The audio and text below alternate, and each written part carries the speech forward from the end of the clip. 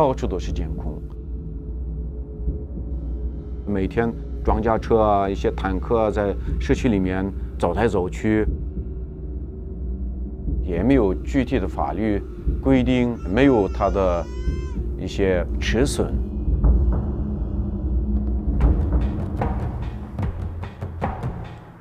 Reporting in Xinjiang, in China's far northwest, feels like traveling in a war zone.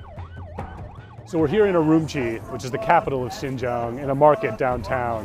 The security here is incredibly tight. There are armored cars on the street, police stations on every corner, and tons of surveillance cameras. In the past year, police have stepped up security. The region is now under what's probably the most intense government surveillance in the world. Here, China is experimenting with futuristic spying technologies. For years, China has tried to suppress a separatist movement made up of Uyghurs, a local ethnic group. Authorities say the separatists are Islamic terrorists.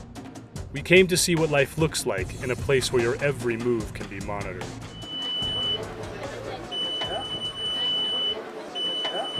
To be in Xinjiang means being checked every day, multiple times a day. When you go to a market, when you drive a car, when you take a train, even your smartphone is checked.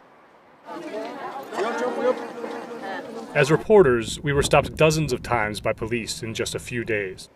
Our interviews were interrupted. We were detained and chased out of town.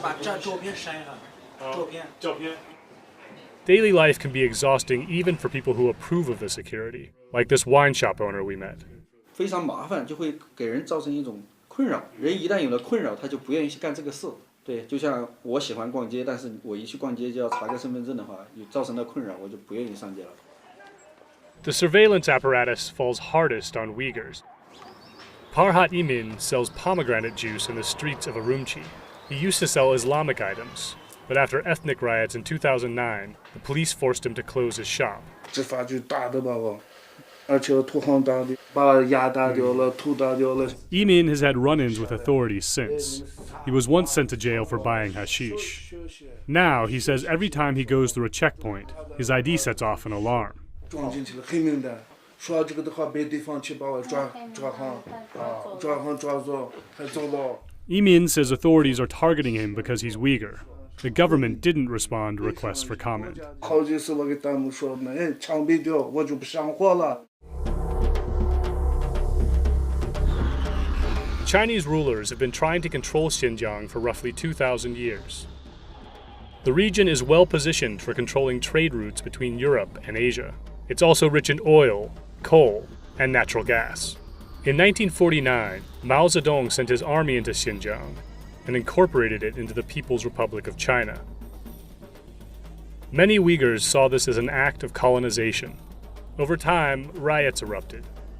In recent years, violent attacks by separatists have occurred inside and outside Xinjiang. To bring order, in 2016, Beijing installed a new strongman in Urumqi, Chen Quanguo, who was known for locking down Tibet, another rebellious region.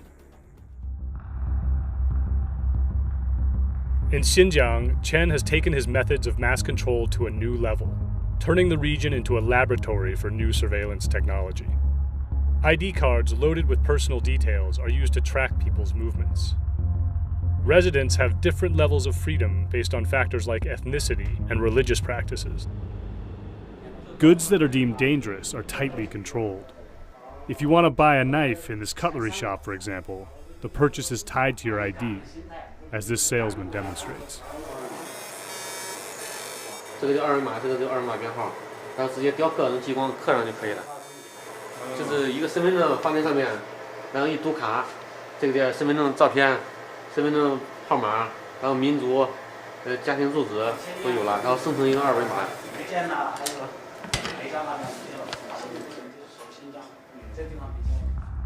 The system also tracks faces.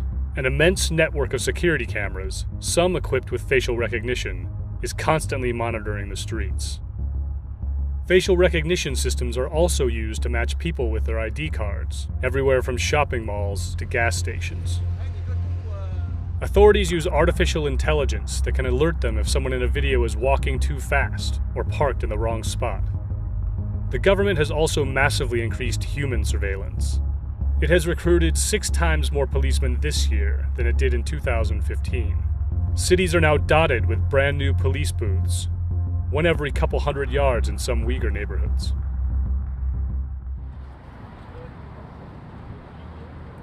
For Tahir Hamid and his family, all of this was too much, so they fled to the US. 任何政权没有对维吾尔族人这么严酷、这么严厉的打击。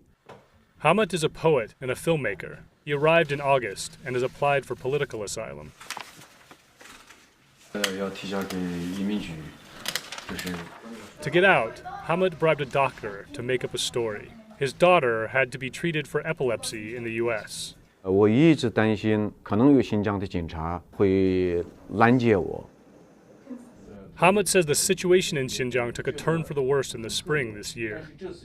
Police started collecting massive amounts of detail about the lives of Uyghur residents. 这个表格呢，就是发到每一个人的手里。这边有很多信息，他的民族身份、维吾尔族、无业人员、有护照、每日礼拜，这是给人打分，判断这个人是放行人员还是一般人员还是不放行人员。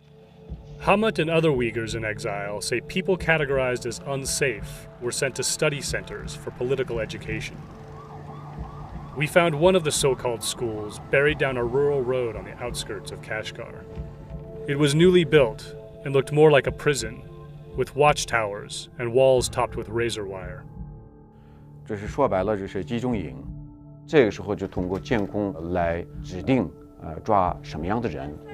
The government didn't respond to our request for comment, but Hamid says many more people are being detained today than in the past. 很多人他不知道为什么被抓，不知道把他送到哪里，不知道什么时候放出来。In Xinjiang, China's experiment with surveillance isn't just about fighting terrorism. It's also about Xi Jinping's ambitions. One of the Chinese president's signature initiatives is to develop trade routes across Eurasia, and Xinjiang is considered key to its success. President Xi, I want to thank you. On top of that, Western leaders are reluctant these days to publicly challenge Xi Jinping on human rights. That means one thing: the surveillance state in Xinjiang is likely to keep expanding. 也就是梦见新疆，梦见乌鲁木齐。第二天醒来呢，一看，第二天醒来以后，我们觉得是在美国，很安全。